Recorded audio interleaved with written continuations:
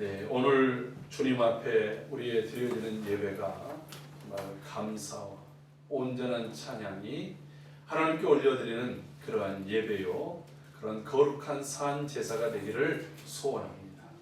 오늘 우리 모두가 드려지는 예배가 하나님이 기뻐 받으시고 또 예배하는 자들을 주님께서 찾으시는데 바로 그 찾으시는 예배자로 우리가 서 있기를 소원합니다. 오늘 전해드린 말씀의 제목은 베레아 사람들처럼 이라는 제목으로 함께 말씀을 나누려고 합니다.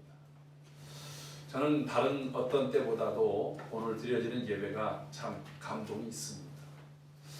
왜냐하면 지난 한 주간은 참 여러 생각들이 교차하고 소위 말해서 만감이 교차한다라고 하는 그러한 한 주간이었습니다. 정신없이 대통령 선거도 있었기도 했지만 그동안 그토록 주의하고 가장 검사도 많이 했던 저희 가정에 우리 반주자 고은의 자매가 이 코로나 확진 판정을 받았어요. 그래가지고 여러 가지 걱정이 많았습니다. 이제 저희 장모님도 요양 중에 이곳에 있는데 갑자기 감염됐으면 어떻게 하나, 또 우리 교인들에게는 또 어떻게 하나, 그래가지고서 급하게 자가 검사도 하고 또 다 그 뒷날 가서 PCR 검사도 다 받았는데 다른 식구들은 다 다행히 음성이었어요. 그래서 이제 또 예배를 또 어떻게 우리가 진행을 해야 되나 하는 여러 염려도 있었는데 하나님께서 오늘 우리로 하여금 예배가 정상적으로 진행될 수 있게 해주셨다라고 하는 것, 참 이게 얼마나 큰 감사인가 생각을 합니다. 저희가 교회를 첫 개척했을 당시 우리 교회는 반주자가 없었습니다. 그래서 한 거의 1년 반 정도를 무반주로 예배를 드렸어요. 반주기 같은 것도 사용할 수 있었는데 저는 반주기를 사용하는 것을 그렇게 즐겨하지 않았고, 또 그때 당시에는 그것이 우리가 구할 형편이 안 됐든지 어쨌든 반주기 없이 했다가 반주자가 생겨난 이후 지금까지 예배는 단 한 번도 반주자 없이 드린 적이 없었잖아요. 그래서 오늘 어떻게 해야 되나, MR로 해야 되나, 여러 가지 생각을 하다가 우리 그동안 하나님께서 예배해 두신 우리 김천 자매가 이번 주 예배를 반주로 섬기게 됐어요. 할렐루야. 아멘. 참 감사한 일이에요.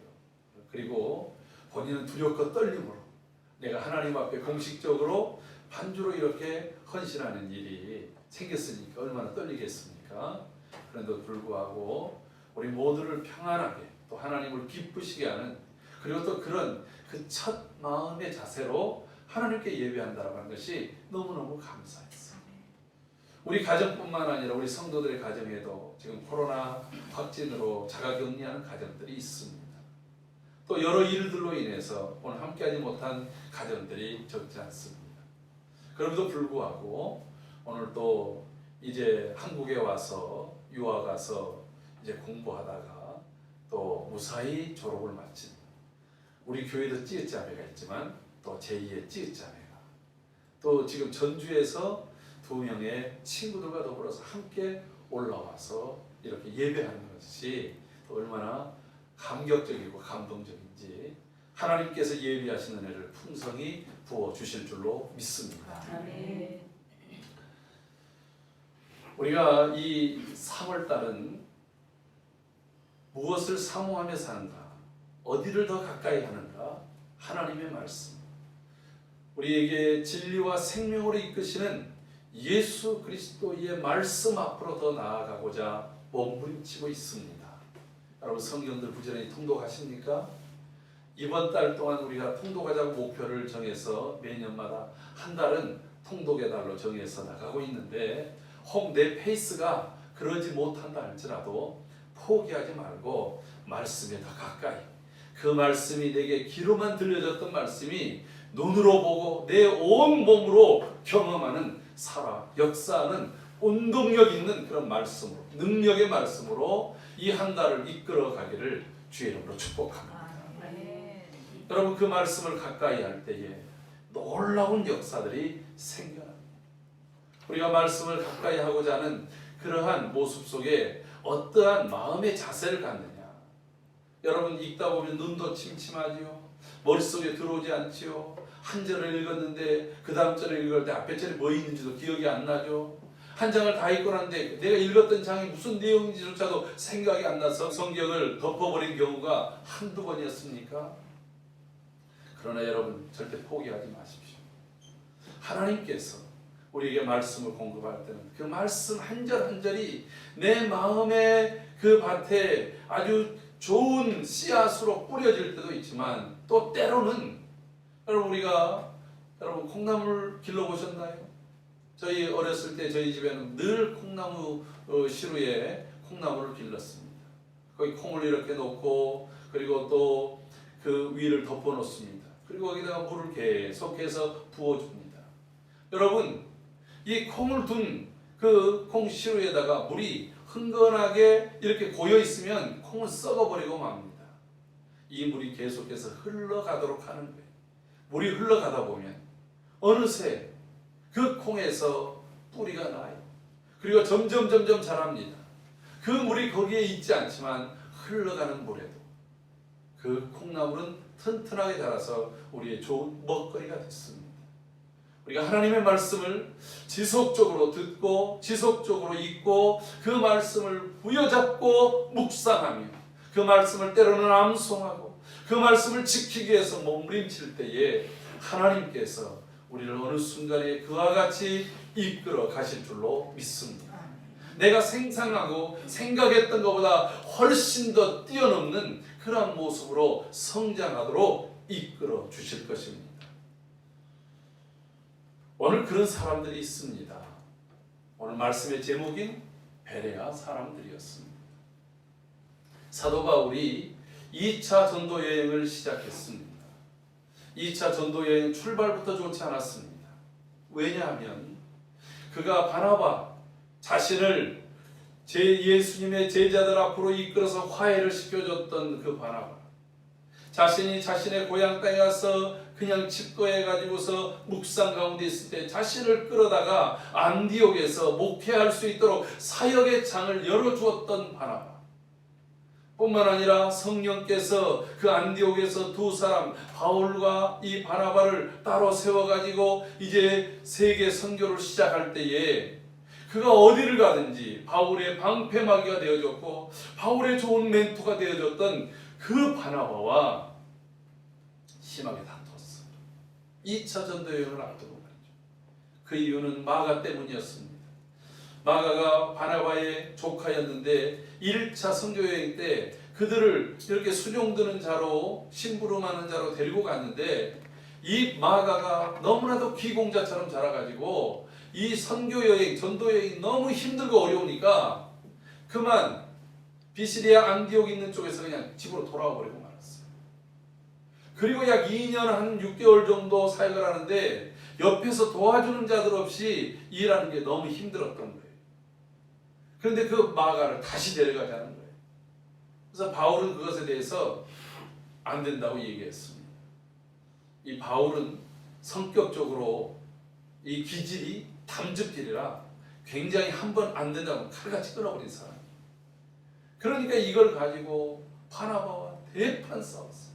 성경을 보면 심히 다투었더라 이렇게 말하고 있습니다. 여러분 지금 주의 일을 위해서 마음이 하나 돼서 나가는 것도 모자라는데 가장 나의 사랑하는 동역자와 다투어서 헤어졌어요. 그리고 자신은 신라를 데리고 바나바는 바울이 가는 곳들로 가지 않고 자기의 고향 구브로를 향해서 마가 데리고 가버리고 말았습니다. 여러분 그때의 마음이 어떻겠습니까? 첫 출발부터 좋지 않았습니다. 그렇게 하다가 그래도 과거에 1차 전도 여행 때 갔던 곳들을 찾아다니면서 교회가 제대로 있는지 성도들은 제대로 잘하고 있는지 하나하나 돌보면서 가는데 이제는 그 지역들을 다 돌고 나서 사역지를 저 아시아 북쪽으로 흑해 있는 주변으로 가려고 합니다. 그런데 문제는 성령께서 또 그걸 막는 거예요. 여러분 한번 생각해보세요. 두 번째 닥치는 어려움이었어요. 처음에는 바나바와 싸워서 기분 나쁘게 출발했고, 두 번째 이번에는 내가 새로운 계획, 새로운 그 개척지를 찾아서 전도하려고 하는데 이번에는 성령께서 자꾸 막으십니다. 여러분 삶 속에 막혀있는 건 없습니까? 내가 계획하고 의도하고 그리고 또 꿈꾸고 기도하던 것들이 자꾸 막힐 때, 여러분 그때는 하나님이 다른 길로 이끄시려고 준비하고 있다는 사실도 여러분 염두에 두셔야 됩니다. 그래서 바울이 자꾸 막히는 그이기 때문에 실망하거나 낙심하지 않고 다시 기도하는 거예요. 주님, 제가 어떻게 했으면 좋겠습니까? 여러분, 우리가 모든 일들 할 때 내가 먼저 계획 세우지 않아요. 그리고 그걸 가지고 기도하잖아요. 그건 우리의 일반적인 방식이에요. 그리고 하나님께서 대부분 그와 같이 우리에게 감동을 주셔서 이끌어 가시니까 그렇게 하는 건 나쁜 일 아닙니다.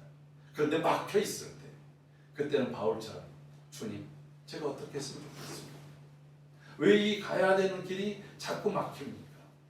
그런데 환상 중에서 마게도니아 사람이 손짓하면서 우리에게 바다를 건너서 우리에게 와서 도우라 하는 환상을 봅니다. 지금 아시아에 있던 바울이 최초로 유럽을 향해서 가게 된 그 선교가 2차 전도 여행 가운데 있었습니다. 그래서 맨 첫 번째 가가지고서 복음을 전했던 데가 빌립보였습니다. 그리고 빌립보 다음에 여러 도시를 거쳐서 데살로니가에 왔습니다. 데살로니가에서 복음을 전하는데 데살로니가 전서의 내용을 보면 데살로니가 사람들은 아주 독특했습니다. 그들이 복음을 받자마자 믿음의 역사와 그리고 또한 사랑의 수고와 소망의 인내를 가지면서 이들이 신앙이 자라가기 시작합니다. 빌립보에는 유대인 공동체인 회당이 없었습니다. 유대인들이 그만큼 별로 살지 않았던 거예요. 그런데 데살로니가의 지역에는 유대인들의 회당이 있었어요. 그래서 그 회당을 중심으로 해서 복음을 전했습니다.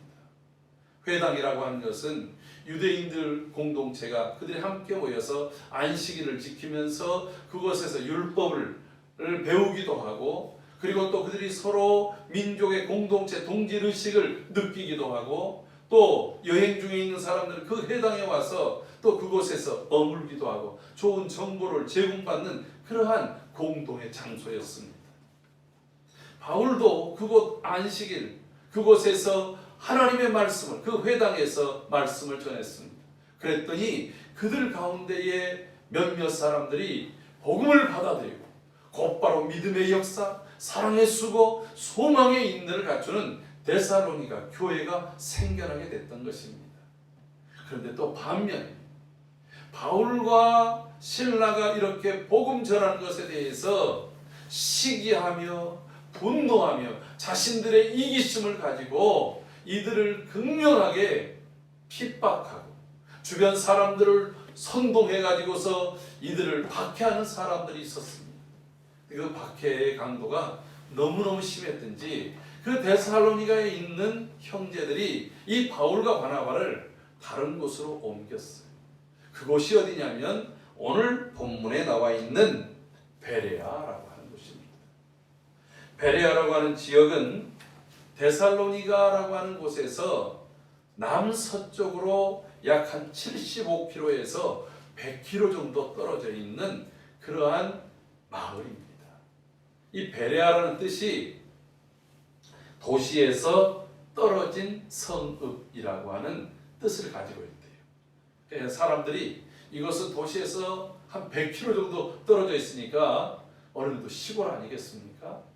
큰 도시는 아니었어요. 시골이었습니다. 근데 이곳까지 와서 이곳에서도 회당이 있었는지 그 회당에 들어가서 바울이 똑같이 복음을 전합니다. 근데 바울은 이곳에서 굉장히 마음에 흐뭇한 그러한 경험을 하게 되어집니다. 오늘 설교의 제목이 베레아 사람들처럼이었어요. 여러분 큰 은혜, 큰 믿음의 역사, 큰 하나님의 놀라운 일들을 경험하는데 오늘 우리가 본보기로 받아야 될 사람들이 베레아 사람들. 오늘 그들은 어떠한 사람들이었길래 이렇게 사도 바울은 이 베레아 사람들을 이렇게 칭찬하는가? 오늘 말씀을 통해서 살펴보도록 하겠습니다. 11절 말씀 다 같이 합독하도록 합니다. 11절. 베레아에 있는 사람들은 데살로니가에 있는 사람들보다 더 너그러워서 간절한 마음으로 말씀을 받고 이것이 그러한가 하여 날마다 성공을 상고함으로. 자, 이 11절 말씀 속에서 이렇게 누가는 기록하고 있습니다. 베레아에 있는 사람들은 데살로니가에 있는 사람들보다 더 너그러웠어. 그러니까 지금 비교 대상이 누구냐면 데살로니가 사람들. 왜 그랬을까요? 두 가지 이유가 있어요. 지금 이 누가복음과 사도행전을 기록했던 누가는 굉장히 체계적이고 분석적인 사람이잖아요. 그런 측면에서 지금 자신들이 어디에서 왔습니까? 데살로니가에서 왔잖아요. 데살로니가에서 굉장히 어려움을 당하고 그 반대하고 막 그 난동을 일으켰던 사람들 때문에 거의 쫓겨나다시피 해서 왔던 거예요. 그런데 이 베레아는 데살로니가 사람들과 당연히 그래서 비교가 되겠죠. 데살로니가 사람들이 기준점이 돼가지고 이 사람들보다 더 악랄한가, 더 좋은가 이런 것이 비교되니까 기본적으로 우리가 지금 조금 전에 데살로니가에 있었는데 지금 이 베레아는 이 데살로니가에 있었던 사람들과 다르더라 이런 얘기를 하는 거예요. 또 하나는 여기 데살로니가 사람들보다 더 신사적이라는 말은 데살로니가에도 신사적인 사람들이 있었다 없었다? 있었지요. 그러니까 그들이 복음을 빨리 받아들이고 그곳에서 비록 석주간밖에 있지 않았지만 그곳에 있는 사람들이 바울의 그 복음을 받아들이고 바울을 영접하고 그리고 곧바로 복음을 받아들인 그 믿음대로 그들이 행동하고 사랑에 대한 수고가 있고 곧바로 그들 삶에 여러 가지의 핍박이 있었지만 그 핍박 가운데서도 신앙이 믿음이 예수 그리스도가 그들의 삶의 소망이 돼서 그들이 이 믿음으로 인내하는 그러한 모습을 갖게 됐다고 하는 거죠. 그러니까 데살로니가에 있는 사람들도 이 베레아 사람들과 같은 모습이 있었는데 중요한 것은 베레아 사람들이 훨씬 더 많은 사람들이 이와 같았다는 거예요. 어떤 것? 세 가지로 얘기하고 있어요. 첫 번째, 더 신사적이었다. 더 너그러웠다. 이것이 과거 개역 성경에서는 신사적이었다. 영어에서는 젠틀했다라고 얘기를 합니다. 이것을 다른 성경에서는 노블 캐릭터라고 얘기합니다. 고상한 인격을 가졌다. 이런 뜻입니다. 여러분 이게 무슨 말이겠습니까? 이 너그러웠다라고 하는 말은 교양과 상식이 있는 사람들이었다. 여러분 데살로니가에 있었던 사람들은 일부의 사람들이 시기심과 자기들의 이익심 때문에 복음을 전하는 바울과 실라 누가 일행에 대해서 사람이 보편적으로 행해야 될 것을 취하지 않고 좀 몰상식하게 그리고 비이성적으로 그리고 또한 굉장히 폐쇄적이고 그리고 공격적으로 그들에게 나섰다라고 하는 거예요.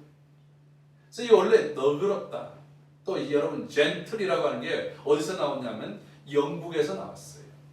영국에서 절대 왕조 시대가 끝나고 이 종교 개혁이 이루어질 때 100년 전쟁 그리고 또 뭐 30년 전쟁 그 영국의 장미 전쟁이라고 불리는 이런 전쟁들 속에서 많은 영주들과 그리고 무사 계급들이 죽었어요. 그러나 그 사이에 새로운 지식인들, 새로운 중산층들이 생기면서 두 개의 이 귀족 가문, 평민보다는 높고 영주보다는 낮은 계급이 생겼는데 그 계급이 뭐냐면 하나가 젠틀맨, 또 하나는 요먼이라는 계급이 생겼어요. 이 젠틀맨들은 돈도 있고 지식도 있는 사람들의 부류. 요먼은 주로 장사를 하면서 지식적인 보다는 상업적인 데에 종사하면서 다른 사람들보다 굉장히 큰 부를 가졌던 사람, 이런 사람들을 요먼이라고 했답니다. 그러니까 원래는 이러한 뭔가 좀 사회적으로 높고 신분이 뛰어난 사람들을 가르쳐서 신사, 젠틀이라고 얘기를 해요. 근데 오늘 본문 속에서는 이 베레아에 있는 사람들이 그런 사회적 신분의 모습이 아니라 그들의 성품이 너그러웠다는 거예요. 할렐루야. 이 말이 무슨 말이냐면 어떤 것에 대해서든지 간에 내가 가지고 있는 고정관념, 편견, 이런 것으로 사람들을 평가하거나 다른 사람들의 말을 재단하지 않고 좀 열려있는 자세, 좀 더 다른 사람들에게 개방적인 자세로 대하는 태도, 그런 품성을 가르쳐서 너그러웠다라고 말하는 거예요. 여러분, 우리가 낯선 사람 보면 누구나 뭔가 좀 마음을 닫고 금방 열기가 어렵잖아요. 이 사람이 무슨 얘기를 할 때 뭔가 경계하는 눈초리로 보게 된다라고 하는 거예요. 그런데 이 베레아 사람들은 이 전혀 낯선 사람들이 와서 성경을 얘기하는데 그 사람들에 대해서 일단 저 사람들이 무슨 얘기를 하는지 그 얘기를 열린 마음으로 들어봤다는 거예요. 여러분, 우리가 하나님의 말씀을 들을 때 또 다른 사람들과의 대인관계를 해갈 때 특별히 또 어떤 영업을 한다든가 그런 일들을 할 때 이 너그러운 자세, 너그러운 태도는 대단히 사람을 얻는 중요한 자세라고 하는 거예요. 너그러운 태도를 가질 때 다른 사람의 말에 경청할 수 있어요. 그래서 이런 말 있지 않습니까? 이청득심이다. 여러분, 우리가 남의 말을 잘 열린 마음으로 들어줄 때 그 말만 듣는 것이 아니라 그 사람의 마음까지도 얻을 수 있다고 하는 거예요. 사람들은 아우성거립니다. 내 말 좀 들어달라고, 내 뜻 좀 들어달라고, 내 요구 좀 들어달라고. 그런데 정작 자신은 남의 말을 들을 준비가 안 돼 있어요. 너그러운 마음이 없다는 거예요. 편협하고 그리고 굉장히 협소한 좁은 그런 마음들을 가지고 있다라고 합니다. 여러분, 솔로몬 왕이 하나님께 일천번제를 드립니다. 소원이 있어서 아주 거대한 제사를 한 거예요. 하나님께서 그에게 꿈 가운데 나타나서 묻습니다. 내가 너에게 무엇을 해줬으면 좋겠냐. 그때 솔로몬이 이렇게 말합니다. 하나님, 제가 이 수많은 백성들을 잘 담을 수 있는 그런 마음, 그들의 말을 분별할 수 있는 그런 분별력, 그런 지혜를 주세요. 그래서 그가 지혜를 구했어요. 이것이 하나님의 마음에 들었다. 여러분, 이따 오후에 설교 시간에 스바 여왕에 대한 이제 말씀을 나눌 텐데 유튜브를 통해서 잘 참여하시기 바랍니다. 여러분, 그때 말하는 지혜가 뭘 말하는가? 단순히 이 세상에 떠도는 그런 많은 정보, 전문적인 어떤 분야의 내용들, 이것을 뛰어넘는 거예요. 솔로몬이 가졌던 그 지혜라고 하는 것, 지식이라고 하는 것, 또 자문이라고 하는 것이 어마어마한, 지금 슈퍼컴퓨터에 이를 만큼의 뛰어난 지식들을 가지고 있었어요. 그런데 그때의 지혜라고 하는 것은 하나님의 마음으로 이 백성들이 무슨 얘기를 하든지 그것을 분별하고 그것을 이끌어줄 수 있는 바로 그런 거예요. 근데 그때 하나님께서 솔로몬에게 주신 또 하나의 축복이 있었는데 그게 뭐냐면 넓은 마음이었다.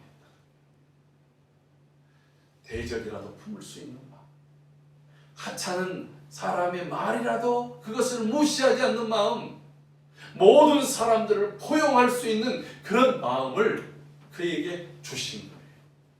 여러분, 이런 마음이 우리 안에 주어지기를 주의 이름으로 축복합니다. 이 베레아 사람들에게는 이런 성품이 있었던 거예요. 여러분, 이거는요 하나의 기질과 같을 수 있어요. 우리 각 성도 한 사람 한 사람들이 이런 마음으로 우리 교회에 방문하는 사람들을, 이 지역에 있는 사람들을, 우리가 이 섬겨될 시대와 이 민족과 그리고 열방에 대해서 그 마음으로 우리가 함께 기도하고 섬겨나갈 때에 이것이 우리 교회 전체의 마음이 되고 우리 교회에 오는 모든 사람들의 마음, 기질이 될 줄로 믿습니다. 그 교회 가면 다 자기밖에 몰라. 자기 생각밖에 없어. 자기 요구만 해. 이런 교회가 아니라 영광교회를 가면 모든 성도들의 마음이 넓고 푸근하고 사랑이 넘치고 모든 사람들을 받아줘. 그래가지고서 무슨 일 있으면 영광교회 가라고. 할렐루야. 제가 한때 하나님께 회개를 했었어요. 어떤 회개를 했냐면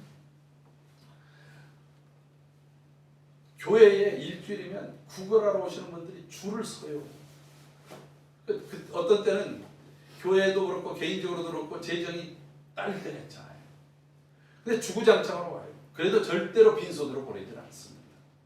근데 이제 문제는 거의 출근하다시피 오시는 분이 있어요. 도장 찍듯이. 그럴 때는 조금 마음이 그렇게 편치가 않아요. 근데다가 이분이 어디 아프거나 연세가 드셨거나 그러면 절대로 그분들은 더 아이고 애쓰시네요. 힘드시죠? 이런 말이라도 하는데 보기는 나보다 더 젊고 나보다 더 건강해 보여. 그런데도 불구하고 그러고 있는 거예요. 그분 나름대로의 이유와 여러 가지 일들이 있겠죠. 그래서 일을 하세요.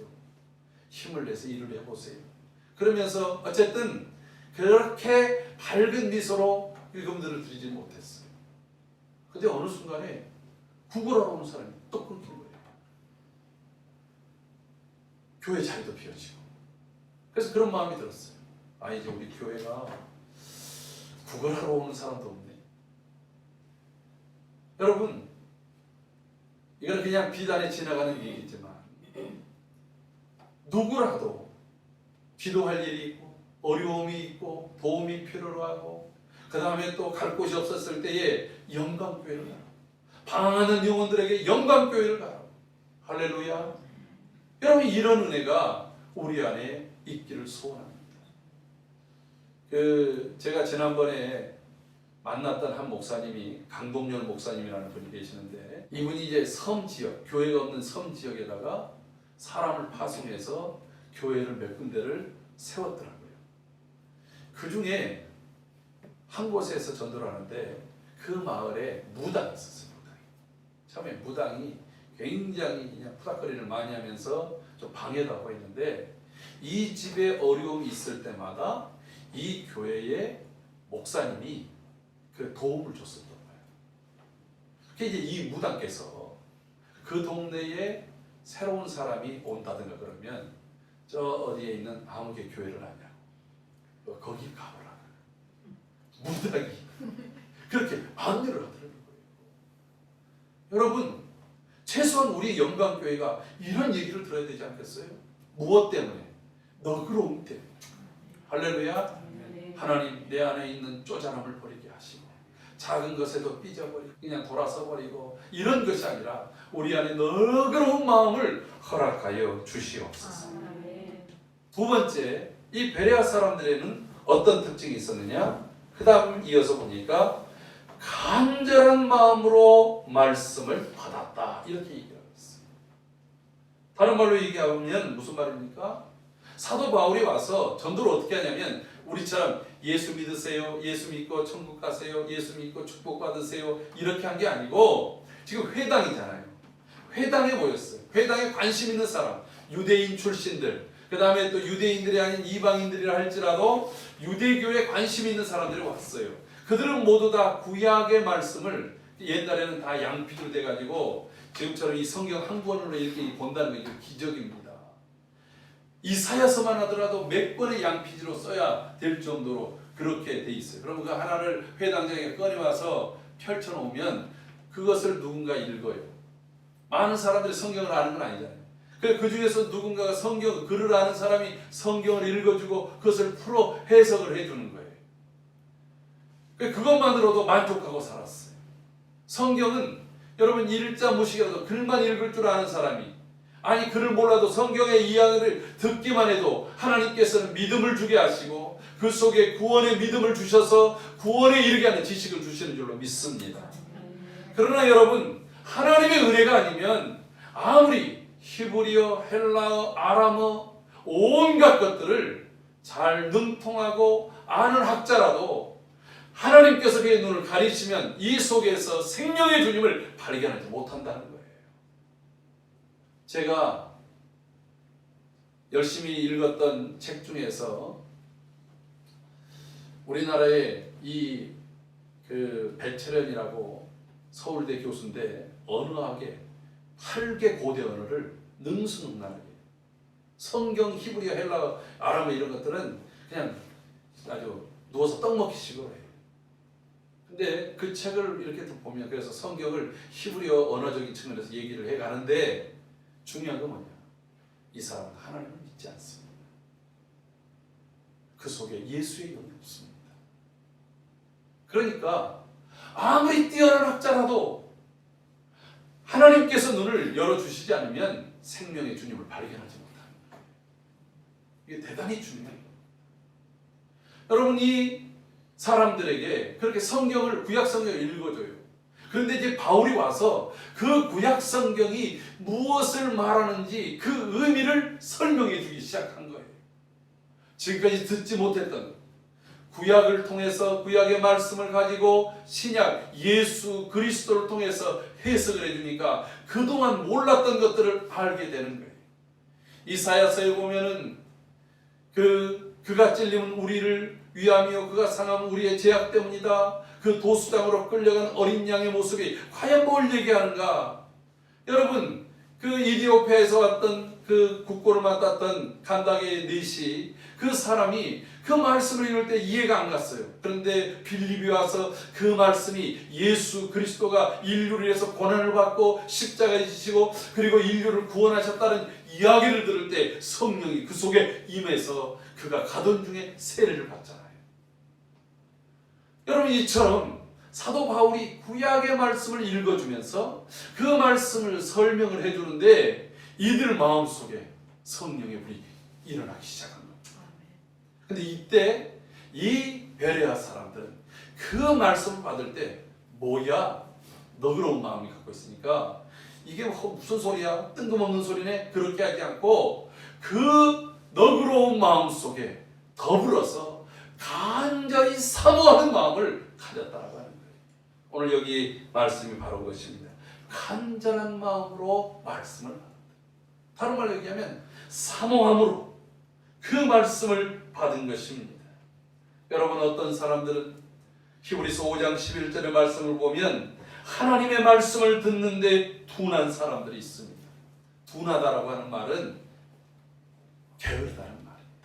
말씀을 듣는데 별로 관심이 없다는 말이에요. 열정이 없습니다. 진지함이 없습니다. 하나님의 말씀이 내게 주어질 때에 그 말씀에 대해서 더 알고자 더 깨닫고자 함, 이러한 열정이 우리 안에 솟아나야 되는 거예요. 우리가 아까 성신낭독을 했습니다. 시편 42편에 사슴이 시냇물을 찾기에 갈급한 것처럼 내 영혼이 주를 찾기에 갈급합니다. 내가 어느 때에나 하나님의 얼굴을 배울고 나는 갈급합니다. 나는 여호와를 갈망합니다. 여러분, 그러한 자세로 우리가 주님 앞에 나오기를 소원합니다. 매 주일마다 때가 됐으니까 다람쥐 쳇바퀴 돌듯이 그렇게 돌아가는 종교 생활이 아니라 하나님, 내가 주님을 만나기를 원합니다. 주님을 사모합니다. 주의 은혜 가운데 있게 하여 주시옵소서. 그런 은혜가 우리 안에 있다라고 하는 시편 119편 72절에서 이렇게 말합니다. 주의 입의 법이 내게는 천천 금은보다 좋으니이다. 여러분들이 가장 필요한 게 뭐예요? 뭐니 해도 머니가 최고라고 불리는 이 시대의 정신 아닙니까? 그런데 이 오늘 시편 기자는 이렇게 말합니다. 주의 말씀, 주의 입의 말씀이 내게는 천천 금은보다 훨씬 더 낫습니다. 천천은금이 있다 할지라도, 그것이 나를 유혹한다 할지라도, 네가 교회 간다면 네 직장을 잘라버리겠다 한다 할지라도 나는 주의 말씀을 사모합니다. 여러분, 이런 은혜가 우리 안에 있기를 주의 이름으로 축복합니다. 주의 말씀을 들을 때 나는 금강석, 지금 세계 최고의 뛰어난 그 금강석에 들어가서 그 굴에 들어가서 금을 캐는 심정으로 캐야 되는 거예요. 지난주에 저희 시차례에서 여기 광명동굴을 가봤어요. 여러분, 그 광명동굴이 일제강점기 때는 정말 100kg 이상의 금을 캐냈던 은도, 거기에 이제 뭐 굴이라든가 아연이 많이 나와가지고 어마어마하게 했는데, 사람이 판 굴도 이렇게 정말 어마어마하구나 하는 것을 볼 수 있는 현장이 바로 그곳이에요. 버려졌던 곳이 지금은 광명지역의 최고의 명물이고, 그리고 엄청나게 이 코로나 사태만 아니면 그 관광객들을 불러 모으는 그런 지역이 됐다고 해요. 근데 여러분, 그곳에 그 금을 캐던 사람들, 여러분, 그것을 캐내기 위해서 우리나라가 힘이 없을 때는 오히려 외세에 의해서 채찍에 맞아가면서 그것을 캐야 돼요. 거기 보니까 그 동굴에서 일하는 노동자에 의해서 태어난 아이들, 엄마의 젖을 달라고 울던 그 아이들을 향해서 부르는 이름이 있더라고요. 그 아이들은 어디 가지도 못합니다. 그 근방에서 있어야 됩니다. 여러분, 그들에게 금이라도 하나 발견되어진다면 하는 그 소망으로 얼마나 애를 썼겠어요. 우리가 하나님의 말씀을 들을 때, 하나님의 말씀을 사모할 때 이러한 은혜가 있기를 소원합니다. 또 하나 특별한 것은 베레아 사람들 그 다음에 이어서 이렇게 말합니다. 이것이 그러한가 하여 날마다 성경을 상고하므로. 이것이 그러한가 하여 날마다 성경을 상고하므로. 무슨 말입니까? 상고했다라고 하는 말은 그것을 자세히 조사해서 살폈다라고 합니다. 그냥 한 귀로 듣고 한 귀로 흘러버린 게 아니에요. 그 말씀을 기록합니다. 그리고 그 기록한 말씀을 확인합니다. 이것이 구약 성경과 대비를 해봅니다. 각가지의 것들을 가지고서 확인을 해봅니다. 그래서 이것이 정말로 진리인가, 우리에게 저 바울이라는 사람이 진리를 말했는가를 확인했다라고 하는 거예요.